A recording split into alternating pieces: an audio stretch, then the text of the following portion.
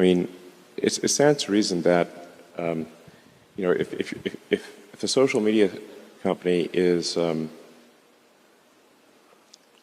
not taking steps to make it positive to be on that social platform, then people won't come or they'll leave, you know. So you speak of sort of anti-Semitism or racism or anything like that. Well, I mean, who's going to stay on a platform if that's prevalent? Like that's obviously.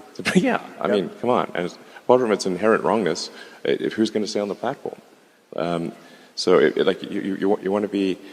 It needs to be something where, like our goal with Twitter is like, how do we get 80% of America? Maybe not like the sort of far left and the far right, but and maybe we don't want them necessarily, but how do we get 80% of the public to join a digital town square and voice their opinion and exchange ideas and maybe once in a while change their minds? And on occasion. Yeah, I mean, you know, once in a while.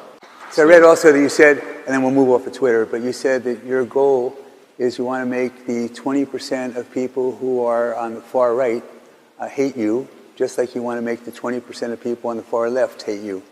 So, well, I don't want them to hate me, but I think the extremists, like, you know, it's just very difficult to satisfy extremists. So unless you fully buy into whatever their dogma is. So, but I'm confident we can satisfy, like, I don't know, 80% of America, 80% of the world, but maybe not the 10% most extreme of either side. And I would count that as a great outcome. And I think it is important to have sort of a digital town square where people feel comfortable talking.